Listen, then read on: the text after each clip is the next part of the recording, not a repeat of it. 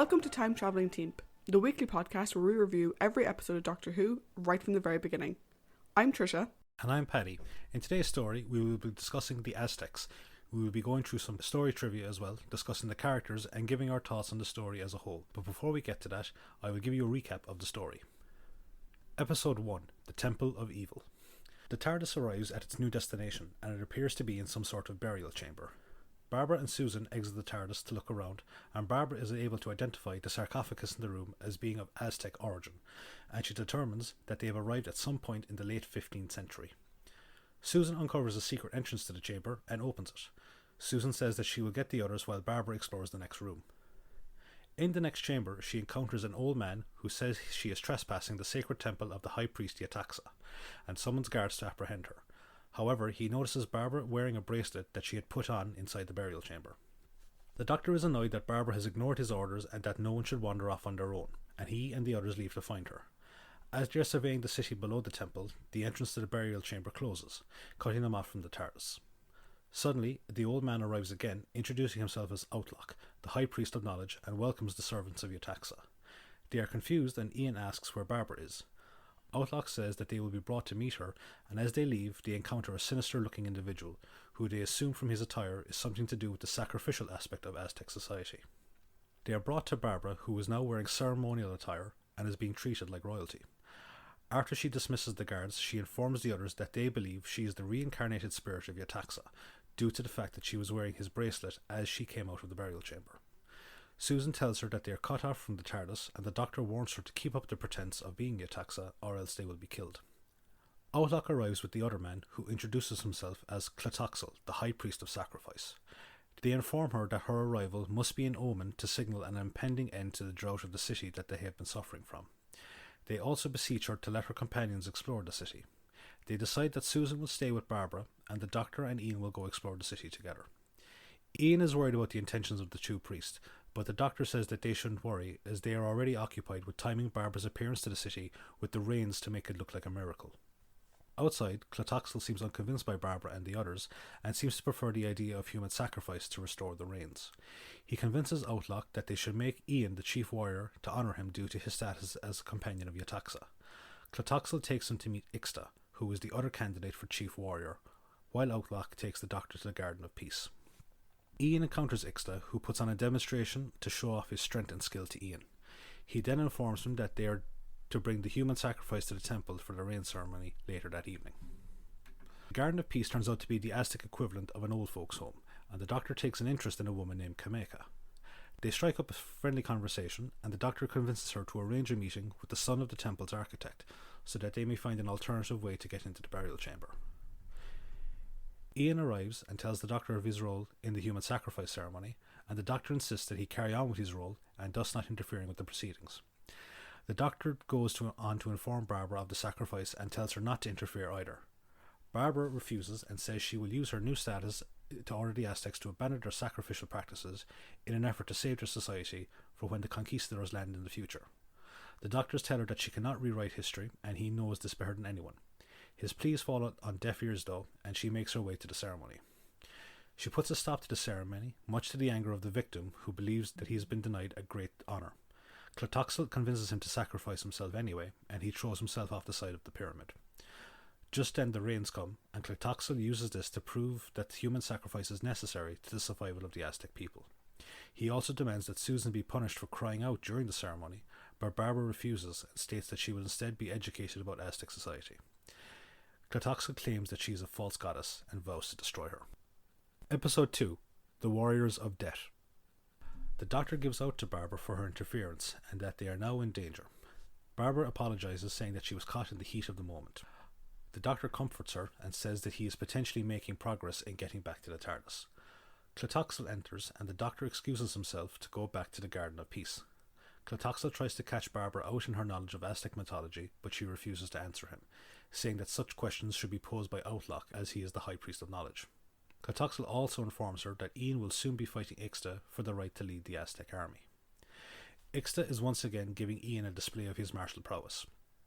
Ian decides to give his own example and knocks Ixta unconscious using a nerve pinch. Clitoxel is incredulous when he hears this, but is distracted when he is told that the perfect victim wishes to speak with him. Due to his privileged status as the chosen sacrifice of the gods, Clitoxel manipulates the perfect victim into requesting a combat between Ixta and Ian later that evening. Clitoxel orders Ixta to kill Ian in their fight. In the Garden of Peace, the Doctor and Kameka are conversing about the temple. The Doctor smooth talks her, and she offers to arrange a meeting with the architect's son for later that day. Although he only desires to know how to get back to the TARDIS, it appears the Doctor has grown quite fond of Kameka, who in turn has become attracted to him. Clitoxel meets with Barbara and says that until her questioning from Outlook is over, she is not permitted to speak to any of her companions. In another part of the city, Outlook is giving Susan etiquette lessons in an effort to groom her for her role in Aztec society, which she seems to rail against. Kameka goes to meet the architect's son, who turns out to be Ixta. He uses the fact that the Doctor doesn't know who he is to his advantage, and intends to use his knowledge to help him beat Ian. He meets the Doctor and offers to show him the blueprints for the temple, but says that he requires his help to beat his opponent that evening. The Doctor promises to help, and he coats a needle in the sap of a nearby plant in the garden, and tells Ixta to scratch his opponent with it, and it will weaken his opponent.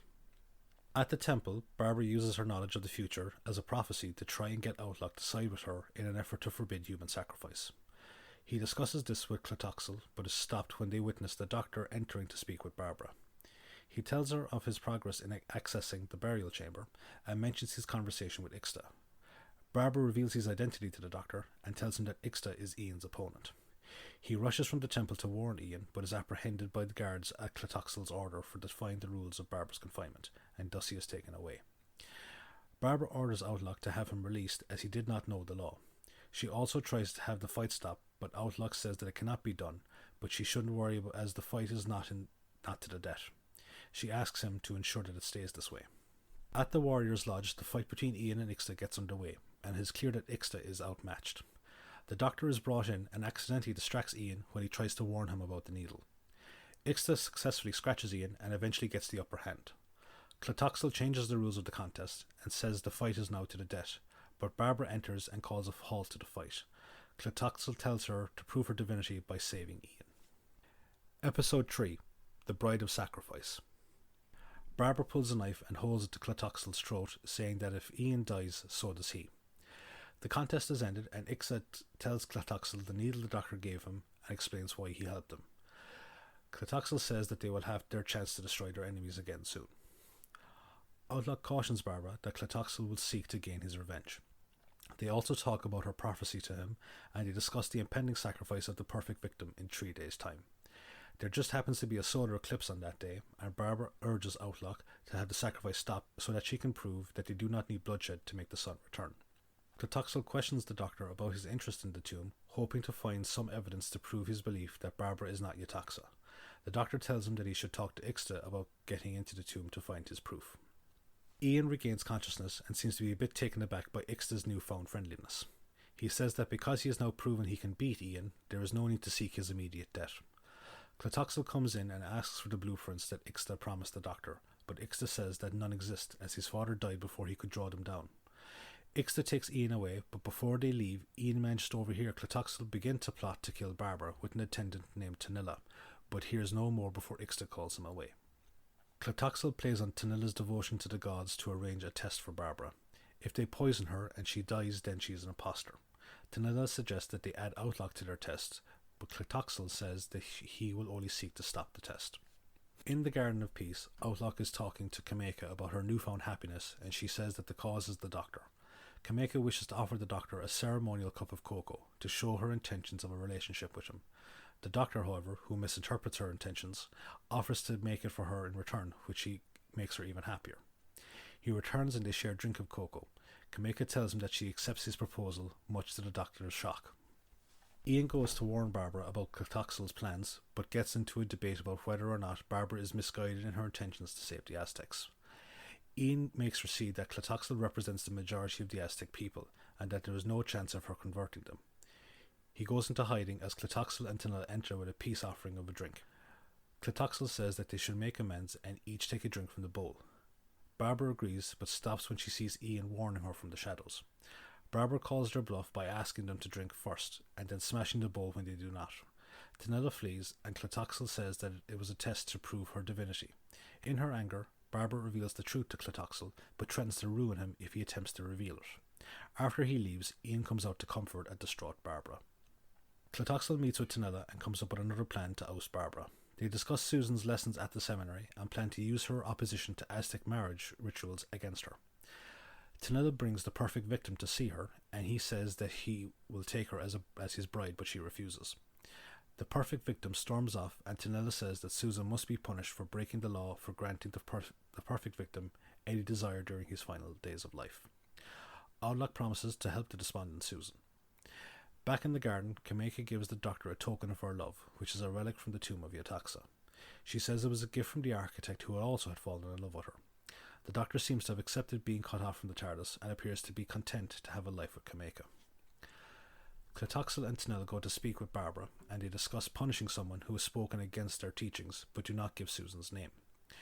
Barbara agrees to discuss the punishment further, but asks that her servants be in attendance as well, and Clotoxel eagerly agrees. In the warrior's hut, the doctor is showing Ian the token Kameka gave him. He tells him about a mural on a wall in the Garden of Peace with the same symbol as the token, and he believes that there is a tunnel from there to the tomb. He also reveals his engagement, for which Ian begins to tease him. They make plans to investigate the tunnel later that night.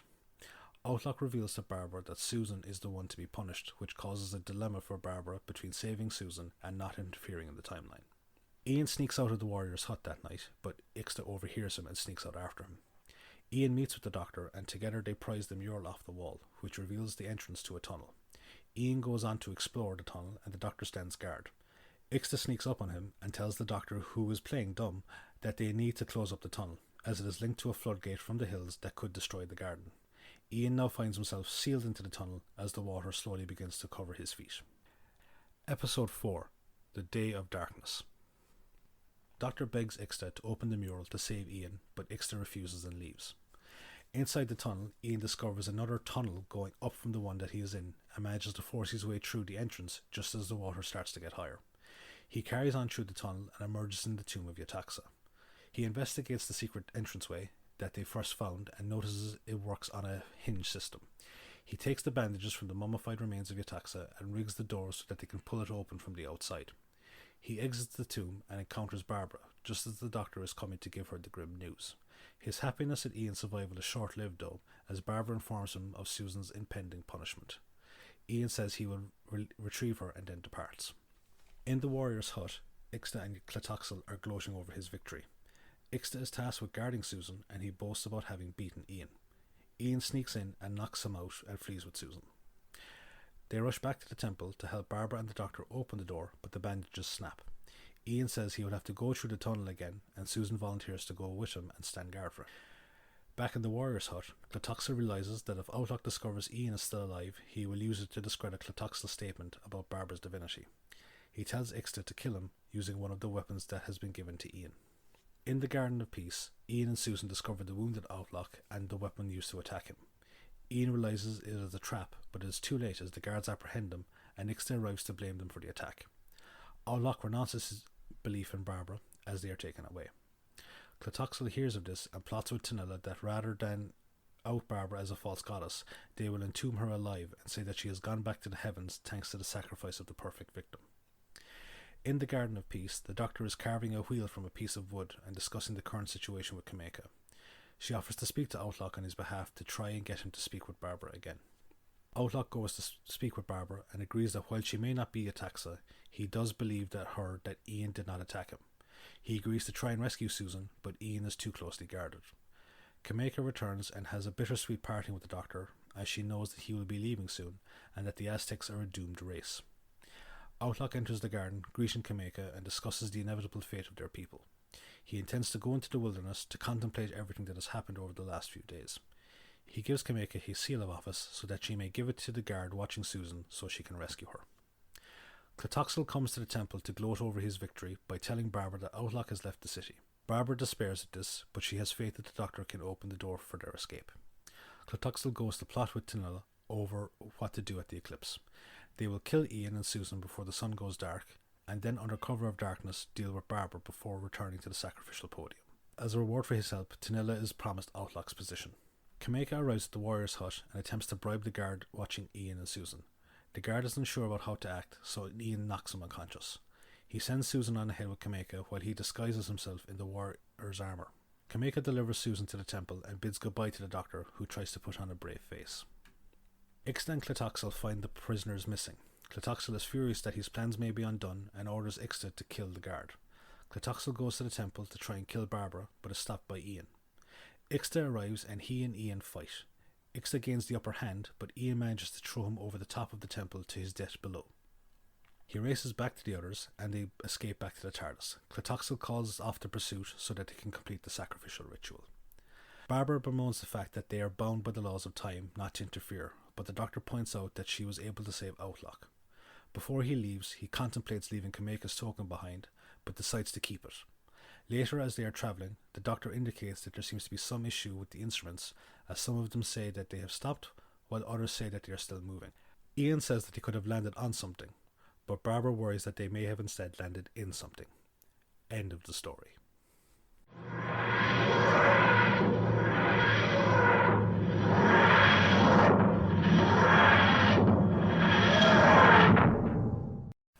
So that's it for the story recap. So now we're going to go over to the trivia corner with Trisha. Okay, Trish. Cool. So, the Aztecs. The writer for this story is John Lucarotti. I keep butchering his name. I'm so sorry. We talked about John a few weeks ago when we discussed Marco Polo. This is the second of 3 stories John wrote for Doctor Who, the third being The Massacre of St. Bartholomew's Eve, which is also just referred to as The Massacre. This is currently the only Doctor Who story written by John that exists in the BBC archives. Marco Polo and The Massacre are both missing all of their episodes, and neither one has a single frame of surviving footage. I am so glad that he at least has one story that we can see his amazing writing in. And from what I remember of watching The Massacre years ago, like, he is consistent in his good stories. The director for this is John Crockett. We also spoke about him before when we were discussing Marco Polo, as he directed the 4th episode of that story. He was in fact assigned to direct this story due to his knowledge of history. This is the last Doctor Who directorial credit for John, and since we're both fans of Marco Polo, it'll be interesting to see if this met the same high bar. Mm-hmm. This story aired from the 23rd of May to the 13th of June 1964. Now, on to our guest cast. We've got quite a variety of people today. So first we have Outlook. He's played by Keith Piott. Piott is probably a good way to go around it. Yeah, Piott. Keith was a regular face in drama in the early days of television, appearing in The Prisoner, Out of the Unknown, and The Avengers. This is his only Doctor Who acting credit, though. Kameka, the Doctor's love interest, was played by Margot Vanderberg. We will get to see Margot on screen again as Keturah in the 4th Doctor story, The Keeper of Traken. Ixta is played by Ian Cullen. Cullen has said that William Hartnell wasn't the friendliest person, though he did excuse it a bit by highlighting that Hartnell was trying to remember all those lines. He does not appear on screen in Doctor Who again, but he does play Nedain in the Big Finish audio drama Dark Eyes. Cullen also wrote several television series, films, and radio plays. Be interesting to see how good his writing is, because I think he's a good actor. Clitoxel is played by John Ringham. John was an old colleague of director John Crockett, and Crockett apparently told Ringham to make all the children in the country hate you. He has 2 more Doctor Who acting credits, returning in The Smugglers and Colony in Space. He also was a playwright and the author of 3 books. For this story, it was Caroline Ford's turn to take a holiday. She took 2 weeks off during the filming of episodes 2 and 3, and her scenes in those episodes were pre-recorded. Interesting fact, Jacqueline Hill said this was her favourite story. I always find it kind of strange that, like, when you read about, like, actors taking holidays in the early days of Doctor Who, because, say, like, unlike, for example, like longer 40-minute sci-fi shows like Battlestar or Star Trek, you know, characters missing for an episode, it's like, all right, they probably had a couple of days holidays. Whereas, like, with Doctor Who stories that are only like 25 minutes long, it just seems kind of strange that they go on holidays during filming. Well, yeah, but if you imagine, and we've discussed this before, how many episodes there are in a season of Doctor Who, Mm. and each of those episodes takes roughly a week to make. Yeah. So that would be essentially going 6 months plus without a day off. Yeah, that's true, I suppose. So I think it's understandable that they each get to take 2 weeks holiday. And the benefit of Doctor Who is that you can kind of write it into the story why they're not there. True. Yeah, that actually makes a lot of sense.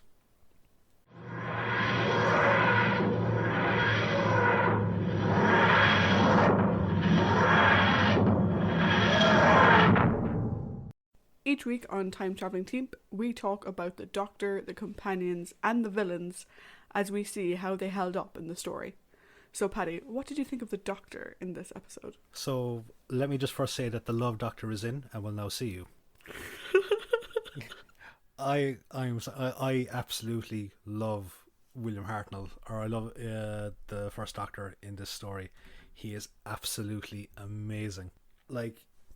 You have his tender moments with Kameka, and like they're comedic as well when he realizes that he's just become betrothed to this woman that he's only just met, and like their interactions are fantastic.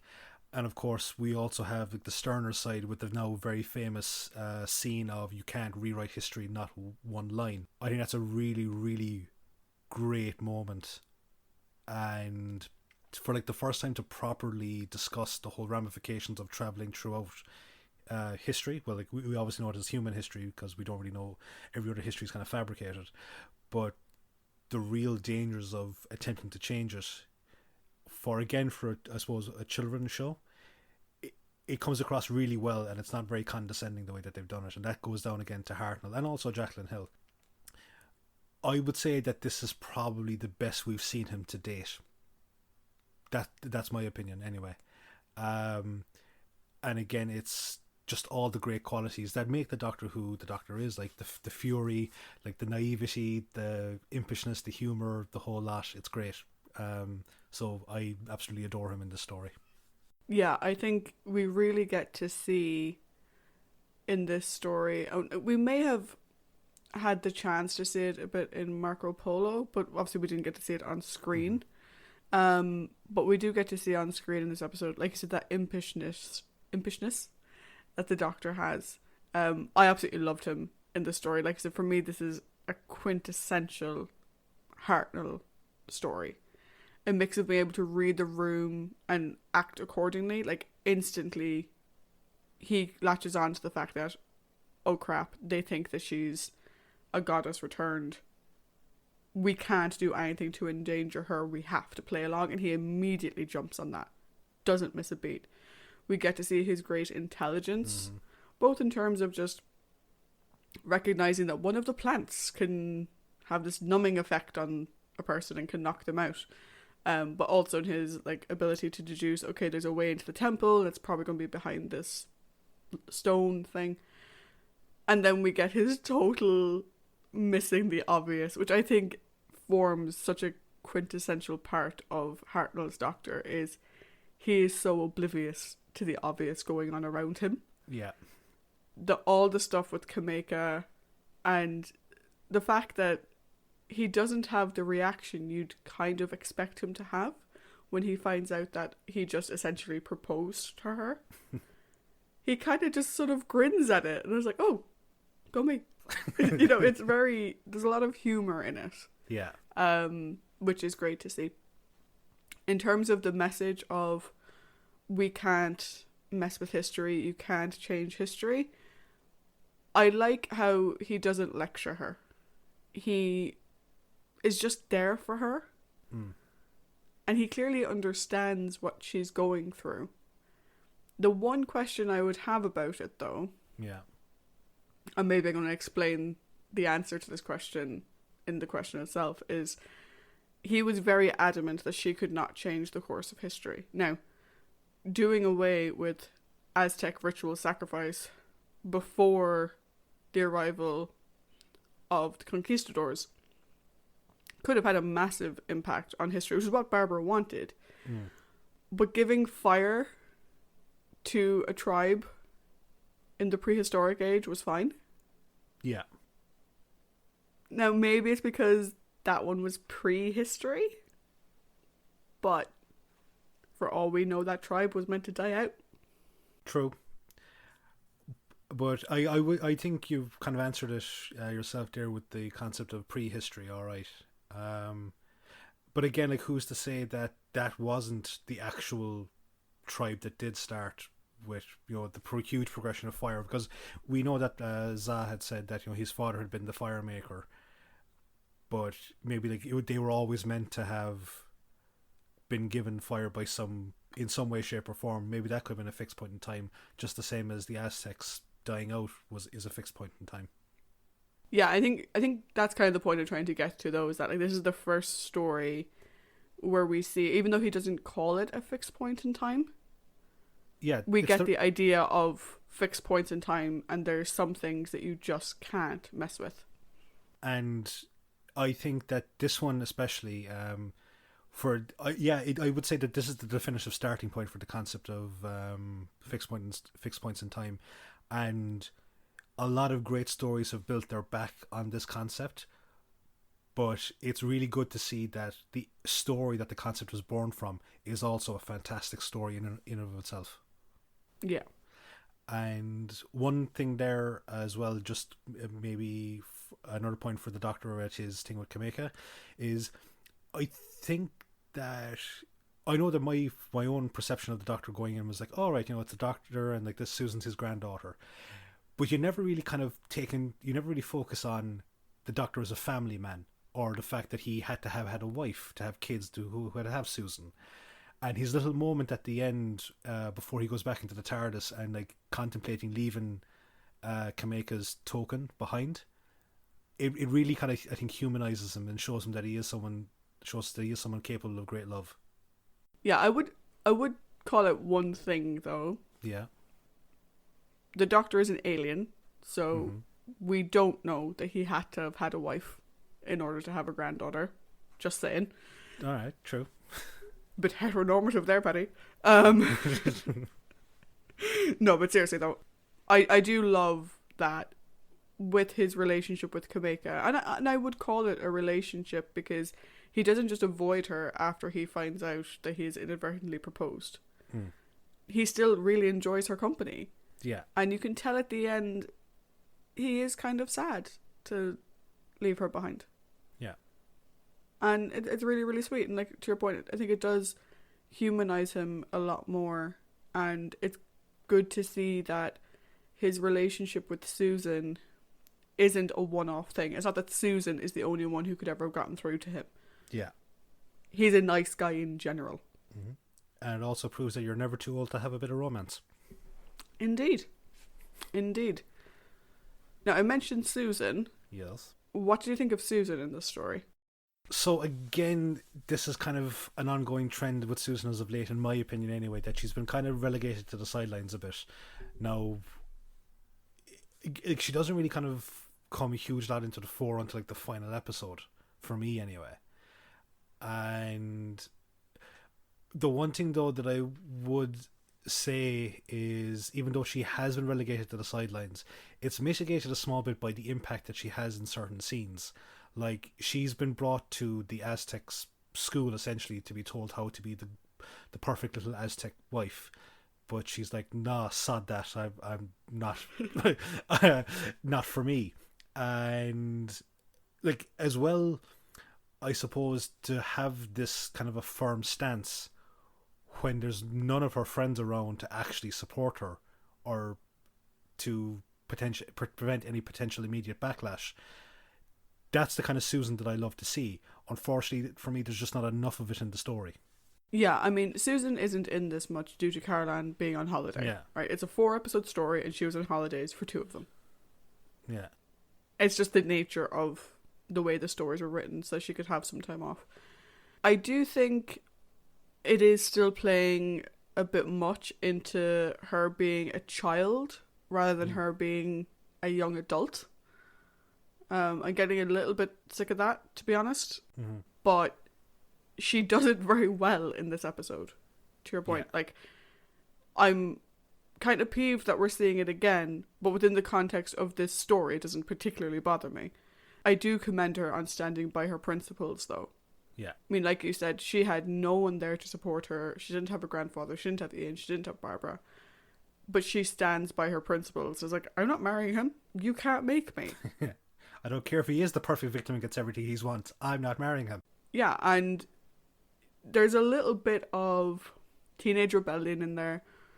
But also, you kind of see that, and we saw it a little bit, I think, in Marco Polo. I think this is a thread that our writer has sort of carried over from those two, in that I get the sense that Susan puts a lot of value on self-control and being in control of oneself when it comes to romantic relationships and particularly the concept of marriage. The idea of arranged marriages does not sit with her. Yeah. And it's nice to see that carry through, that it wasn't just in Marco Polo. She was like, oh my God, but like, you're 16. Why are you getting married? It's actually something that carries through, that the idea of someone arranging her life for her, no, does not fly. Yeah. And you sort of wonder if that is all of her and her grandfather's society, if that's just her point of view. It's interesting that we get this sort of insight into her. Yeah, and as well, like when you're saying about their society, is that, like, with the exception of an unearthly child, there's no real reference to what would eventually become the Time Lords or Gallifrey for a very, very, very long time into the show's history. And these kind of questions would be raised, kind of going, all right, like, what has she seen to give her like this firm standpoint? Like, because we know they can travel in time and space. Like, what other cultures have they encountered on their journeys prior to meeting Ian and Barbara that also had something to give her this kind of viewpoint? Yeah. And, you know, maybe it also speaks as well to why did they leave in the first place? That's a really good point. Yeah. So our other companion in this story, we're going to leave the main companion till last, I think. Yeah. Of our main cast, Ian. Cool. So do you want to start off with Ian, or will I start off with him? You can go first. Cool. So he's proven that he can fight with a sword. He's proven that he can ride a horse. He now has proven that he's either part Vulcan or is in some way, shape, or form proto ancestor of the Vulcans with his nerve pinch abilities. Yeah, I was going to say, this came first. Yeah. Look at you, Leonard Nimoy. This came first. Yeah. Oh, like, there's going to be a lot of stuff in Doctor Who that I'm going to completely say that Star Trek ripped off of. But no, I really want to know what Ian's background is, because like, Ixta in the story has like kind of climbed to the top of Aztec warrior society to the extent of he is the primo candidate to lead their armies, and Ian's only kind of given the grace of contesting it because he's meant to be a celestial servant, but he really holds his own against Ixta in that fight. Like, he out wrestles him, he outmaneuvers him, he does really everything, and again, it's just through the Doctor's help that Ian gets blindsided. Do you want to hear my William Russell headcanon? Yeah. So William Russell played Lancelot in The Adventures of Sir Lancelot, which is a great series, once again. Great series. My headcanon is that Ian is a descendant of Lancelot, of Sir Lancelot, and he takes great pride in that. And so growing up, he did everything he could to be like his ancestor. That's my headcanon that I made up. And just speaking about William Russell's, I suppose, acting as well, like, because there's one moment in this that I really, really love, and like, because we've seen Ian up until now as, you know, he's the action man. He's the guy that really kind of throws himself into things to defend his friends, be they his immediate traveling companions or the friends he makes along the journey, or, you know, he's usually showing strength. And the sequence at the end of episode 3 where he's in the tunnel and he sees the water starting to rise up, there's just a look of realization and terror on his face, that it is one of those great cliffhanger endings that Classic Who is just so well known for. And William Russell to go like to completely 180 from the character he's been portraying so well up until this point to kind of showing the real fear of someone, I think it's great. Yeah, I think that, closing part of the episode with the water rising and him being stuck, Mm. it's sort of like Barbara has kind of had her, oh my god, we could die on this moment Yeah, several times throughout the stories that we've already discussed. I think this is really Ian's. This is where it kind of hits him. yeah, I am trapped in a tunnel that's filling with water and I don't know the way out. yeah. I could actually die here. Hmm. So that is a nice thing to see for the guy that we usually see as action man. Yeah. And as well, like, unlike, say, in the Daleks, where, he's hanging off the side of the cliff with Antidus hanging off of him, like, he knows that maybe he could motivate Antidus to try and grab onto the wall or something to... He knows that he has someone else there to potentially play off of and help him. Whereas here, it's just Ian, and Ian is like, I'm screwed. Yeah, he's completely alone in that. There's nothing he can do to help himself except to think his way out of the problem, which he's really good at. Yeah. And we'll just speak of the fight scene again. Just I'll probably save it for the summary completely in detail, but a huge call out to the fight choreographer for this story as well. It was amazing. Yeah, we've kind of talked about fight scenes in the past. We both really liked the fight scene that was in An Unearthly Child. Yeah. We weren't a big fan of the fight scene in the Daleks. Nope. I think this one, again, brings us back around to... It's not quite shot in the same way as An Unearthly Child, Mm-hmm. but I think it's still shot very, very well. Yeah. And it does make me a bit sad that we didn't get to see the ones from Marco Polo. Yeah, because that's, as you said, it's Waris Hussein who did the first fight scene, but it's John Lucaratti's story. So a combination of two really good direction for Ian and for those other people inside the fights is great, I think. Yeah. I think the other stuff we see with Ian here, I think you've mentioned most of it. What sort of weird background does, mild-mannered Ian Chesterton have? Yeah. That he becomes action man when he's out traveling. Also, this is something that it'll be interesting to see if this continues as a trend for Ian. He just accepts his role. He's like, oh, you're going to be the head of the army. And he's like, okay. He just, whatever role is required of him on any given day, he just accepts it and goes with it. Yeah. Now we can add Quantum Leap to to the group of shows that take inspiration from Doctor Who. Yeah, I'll just roll with it. Yeah, it'll be interesting to see if this trend continues, but also, as we move on down through the Doctors and through the other companions, if our future companions behave the same way, where they just accept, oh yeah, I'm going to be the head of an Aztec army, cool. Or if they resist it more. I think it'll be interesting to see that and to come back and compare it with how Ian reacts. And just like one final note for Ian, I think this story is, and we'll be talking about Barbara now in a minute, but this story for me cemented these characters in my rating system in the way that I have them at the moment. Like, William Hartnell is in my top 5 Doctors. Ian and Barbara are actually in my top 5 companions. Barbara, on the rewatch, made the huge leap from top 10 to top 5. And this was a story that when in college we did Doctor Who week, this was the showcase for the first Doctor. Yeah, I remember that. Yeah. So on to the goddess herself. Yep. Miss Barbara Rice. Mm-hmm. What do you think of Barbara? It's not that hard to say. Like, she's just an example of pure awesomeness in this story. Like, her interactions with friend and foe alike are amazing. Like, her one-upmanship with Clatoxyl, her attempts to even just save one person, with Outlook, and try, like, as a history teacher, she knows what's coming, and she sees like all the horrible effects and what is lost with the colonization of the Americas, and if there's something there that she can save, she wants to try and do it. So I think Barbara is a great tragic figure in this. She's a tragic heroine. She's an amazing example of a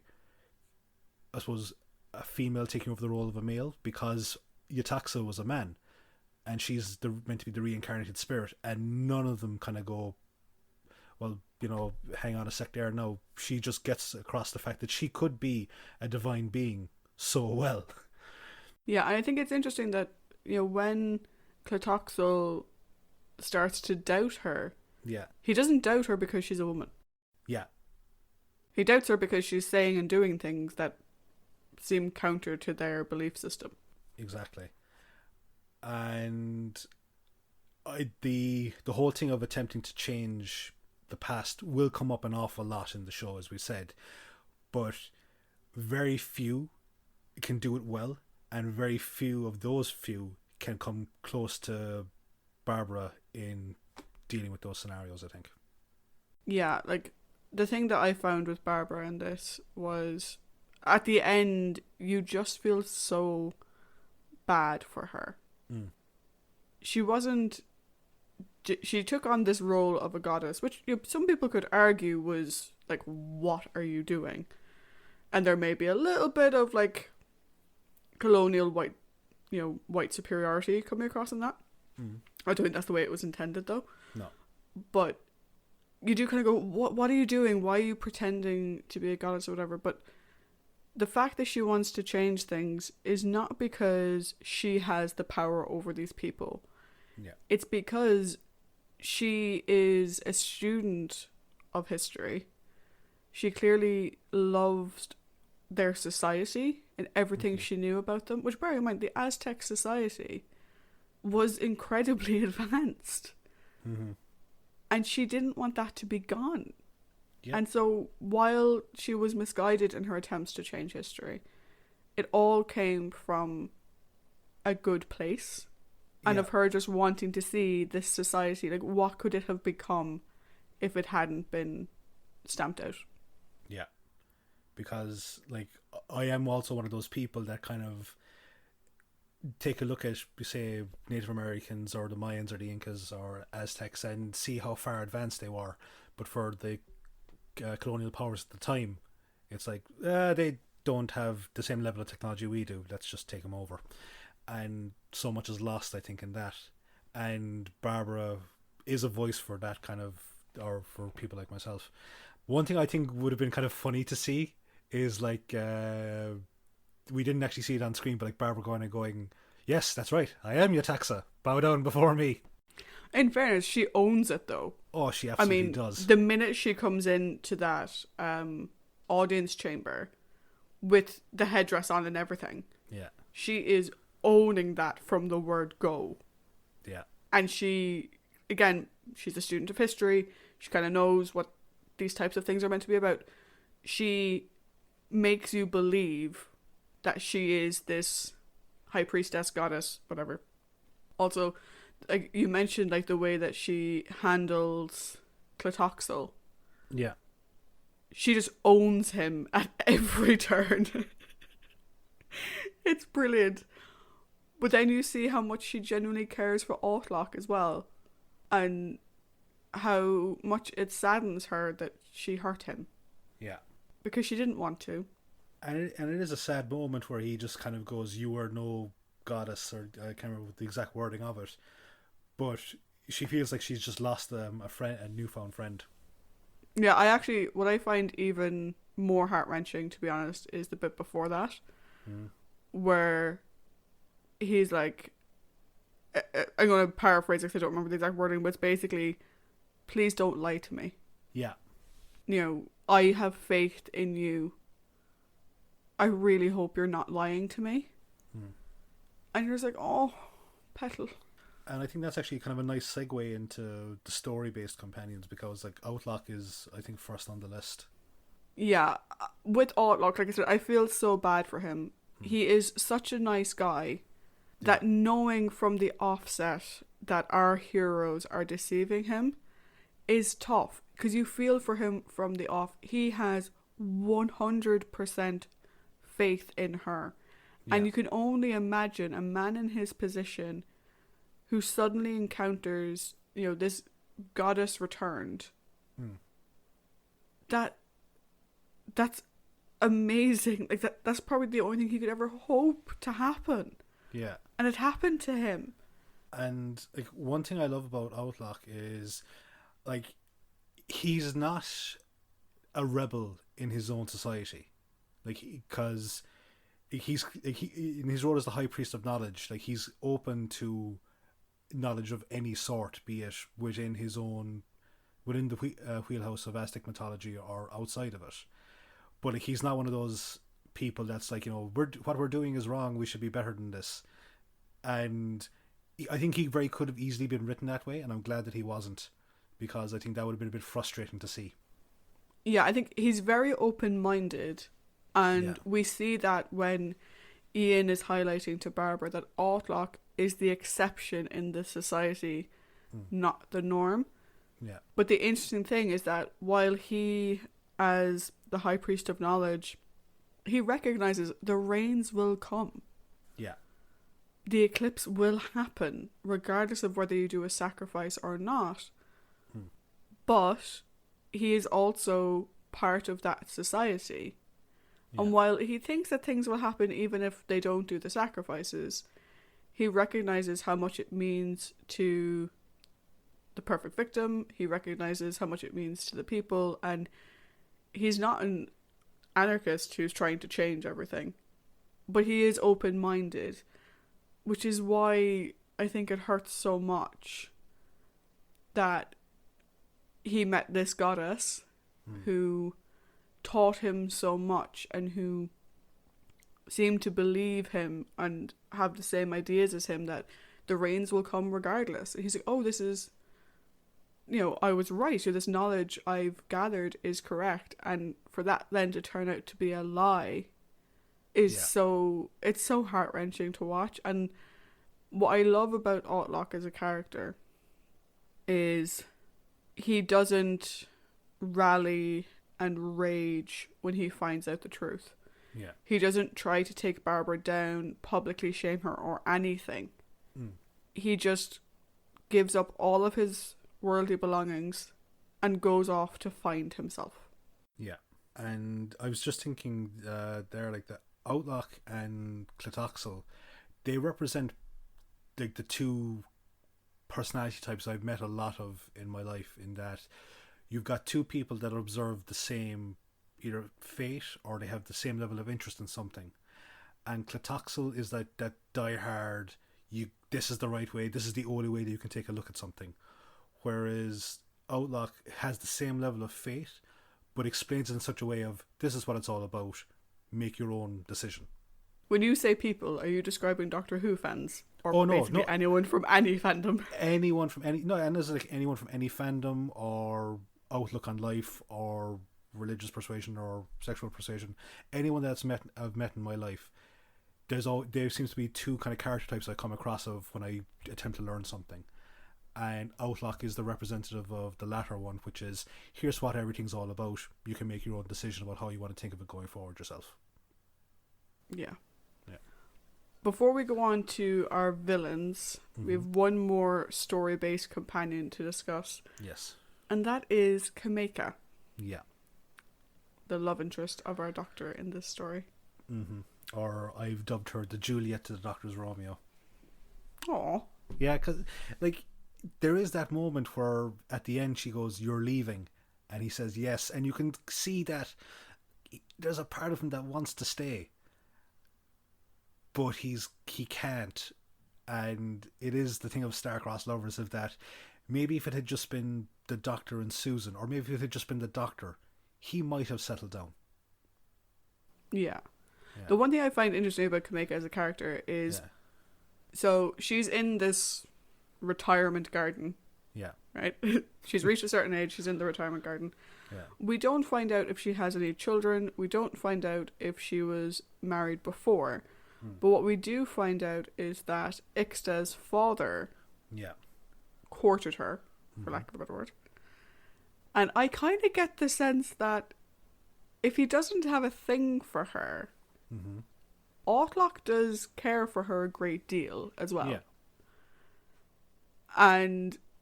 But it doesn't come off in a bad way. She doesn't come off as like this, woman who's getting her hands in all these powerful men. You sort of get the sense that she is an amazing woman, which is why all of these men keep falling for her. Yeah, like it's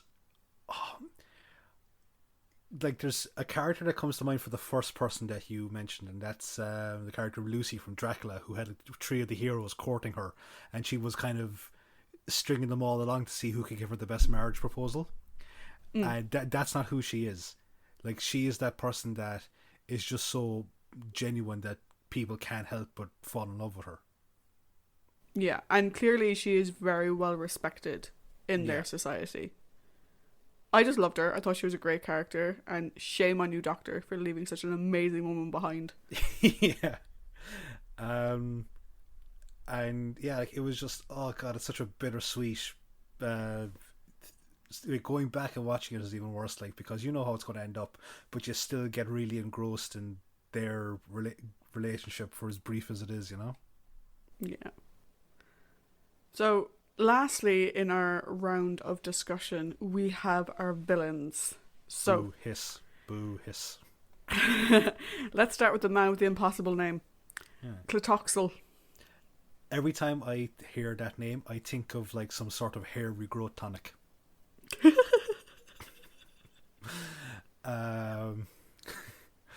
Apologies to the Aztecs. Your names are a bit weird.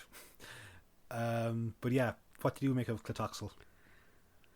I think Clitoxel could have very easily been a cardboard cutout stereotype that we have seen in depictions of ancient societies before. Yeah.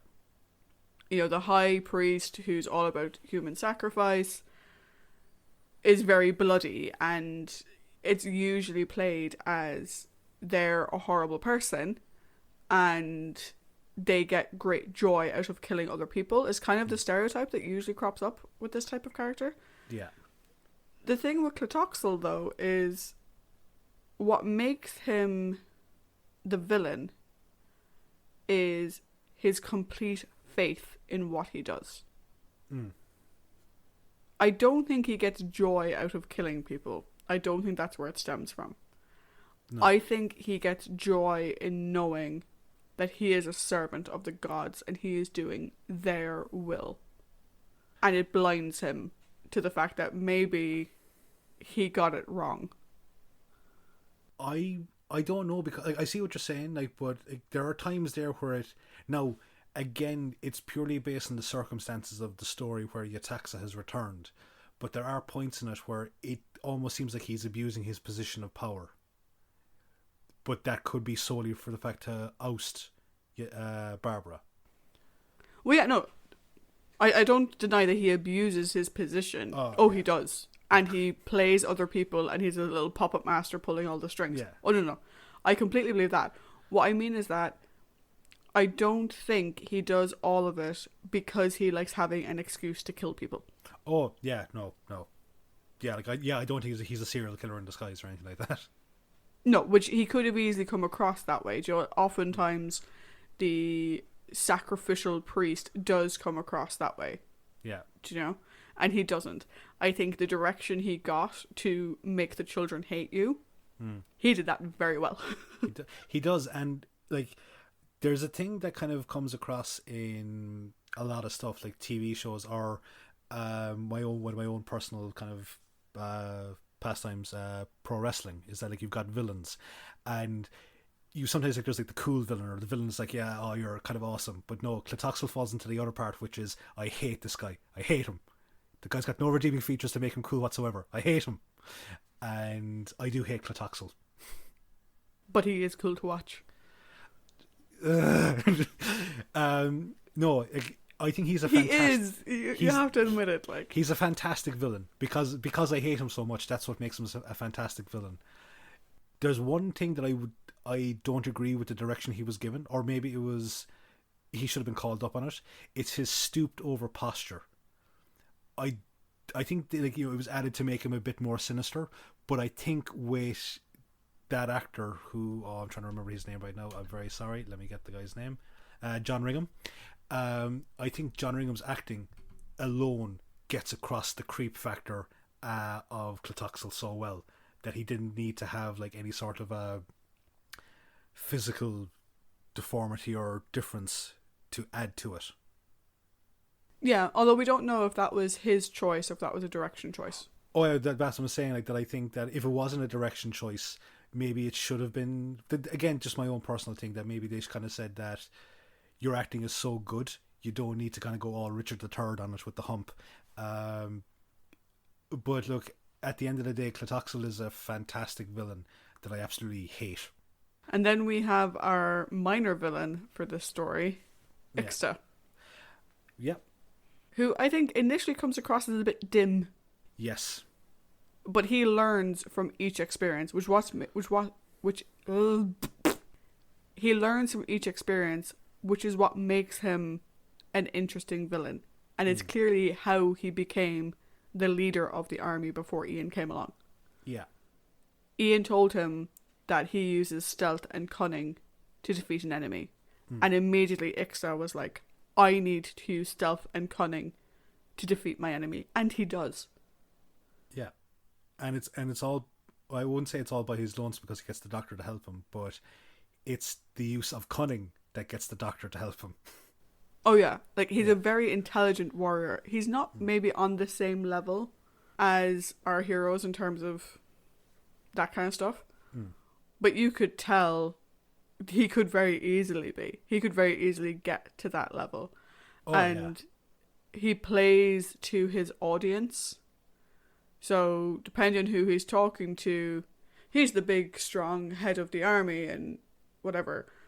Or he's inquisitive, or he's challenging, or he's a little bit submissive. And he changes it depending on who he's talking to. Yeah. He kind of reminds me, he seems like the reverse of a hero in certain things, in that, like in certain franchises, like as maybe anime would be a good example of, the hero comes up against the villain and gets the shit knocked out of them, but then they learn from the fight, so the next time they fight them, they get the upper hand. And that's what we had here, was like that Ian took down Ixta very easily through the use of cunning, or in this, like, you know, he uses the nerve pinch. So Ixta realizes that maybe in a contest of brute strength I may not have the upper hand, but if I use cunning, I can show my dominance. And that's why, like, I think Ixta is way more like the two-dimensional kind of tough man villain of the week. What you actually just raised an interesting point there. Yeah. I wonder if we were to view this story from Ixta's point of view, would he actually be the hero archetype of his own story, defending his culture and his position, learning from these invaders?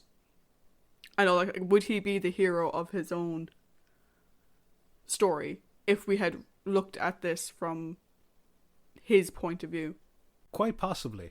I think, like, yeah, if you flipped it around, then yeah, like, obviously he would probably be the hero of that society, because you like, I suppose from their perspective, the celestial beings that they have worshipped for however long have come down and don't seem to be what they had envisioned.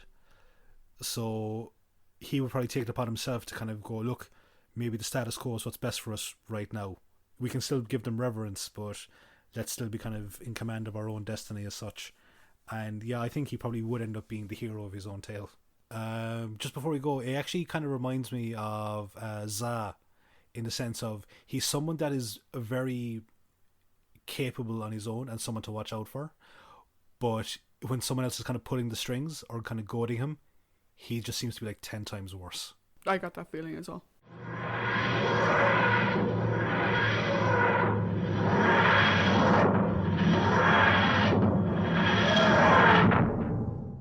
So that's our discussion of characters and villains, heroes and villains for the week. So now we're going to give it our rating system. So Trish, how about you lead us off into this one? Cool. So I'm just going to jump straight to the point. Yeah. Aztecs, 5 out of 5. Totes recommend. Yeah. Brilliant story. I just have to get it. There's no point in me trying to hide it. It's one of my favourite stories ever. I totally get why this was Jacqueline Hill's favourite story as well. It's a great exploration of Barbara's character. It's a great show of the Doctor and his personality and what he's like. Yeah, we don't get too much development from Susan, but what we do get reinforces her as an independent thinker, which I quite like. Mm. And I must say, John Lucarotti is such a great writer. Yeah. He totally immerses you in the story, in the character, in the culture. And it makes me all the more gutted that we didn't get to actually watch the actual footage of Marco Polo. Mm. And the fact that we're not going to get to watch the actual footage of the massacre. Yeah. Because it's so good. It's a shame as well, like, because to call back to our discussion of Marco Polo, you weren't quite a fan of Marco. That's putting it mildly. And I had him down as a villain. That's yes, very mildly. But it's amazing, like, that if that had survived, would the camera work have portrayed him in a potentially different light through to his like facial acting and stuff like that? Quite possibly not, but it might have mitigated it a small bit on your opinion of him. And it is a shame because John Lucarotti's like writing is amazing, I think. Yeah, like this was an amazing first story to emphasize you do not mess with history. Yeah. It was done so well.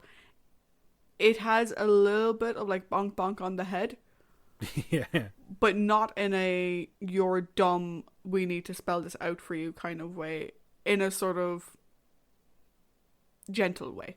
They do it. Do you know? The way the doctor explains it to Barbara. Like I said in our discussion, he wasn't being mean to her. He wasn't lecturing her. Mm. He was just explaining to her that she can't change the past. Yeah.